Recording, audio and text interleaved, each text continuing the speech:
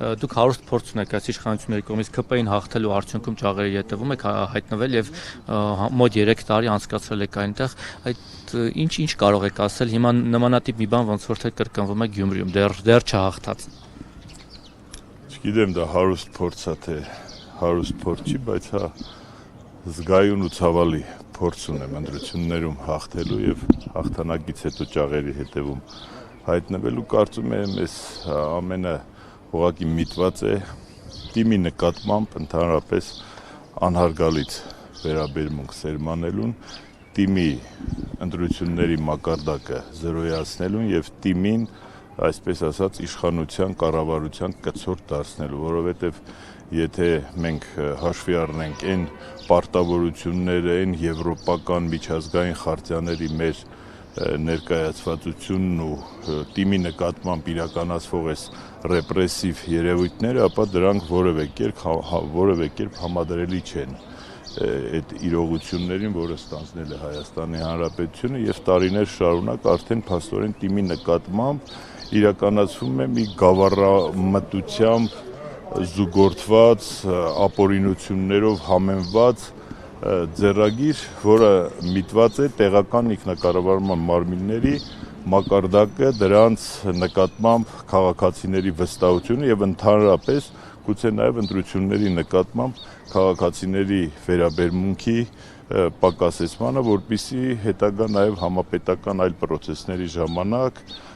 պարբերաբար կիրառել այդ սկզբունքը եւ ցույց տալ, որ ժողովրդի քվեն որևէ նշանակություն չունի եւ ժողովուրդը մանավանդ մարզերում ընդամենը գավառական ժողովուրդ են, որոնք այդ քաղաքագիտական կանոնների մեջ չեն տեղավորվում։ Ընտրան մի հաշվի դե փաստերն են դրա մասին խոսում, ոչ թե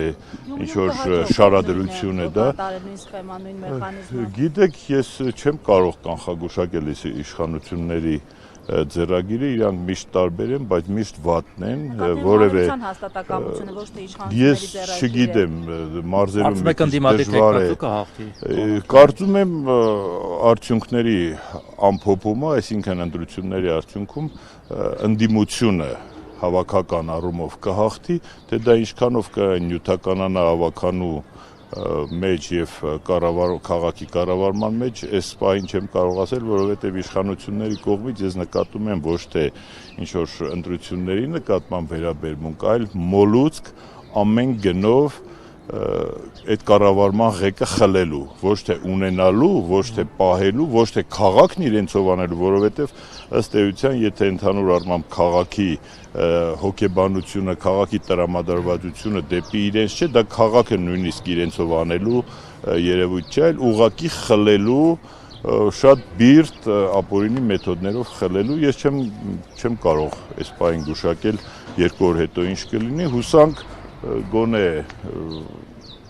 նույն, այո, երբեք չեմ ուզենա, որովհետև Գյումրին ինձ համար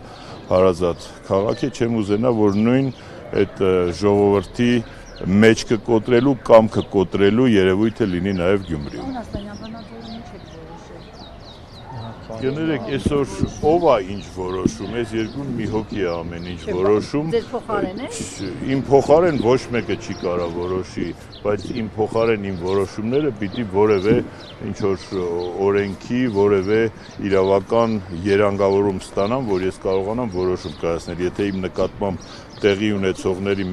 ունեցող երևույթների մեջ որևէ տրամաբանական, իրավական, օրինական ընթացք չկա, իմ որոշումներ կայացնելը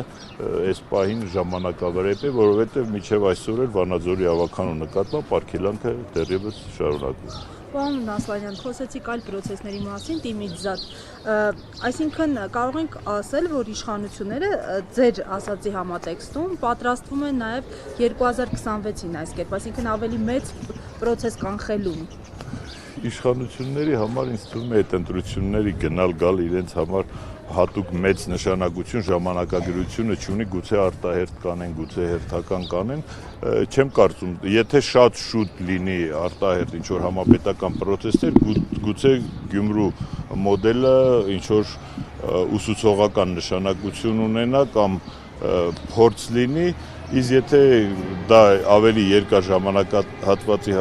համար է, դա որևէ կարծում եմ իր պրոյեկտումն ու մուլտիպլիկատիվ էֆեկտը այլ պրոցեսների համար չի կարող օրինակ ծառայել, բացառությամբ էլ եմ կրկնում այն դեպքերի, եթե դա տեղի ունենա շուտ եւ այդ մոդելը որպես նմուշ կիրառվի։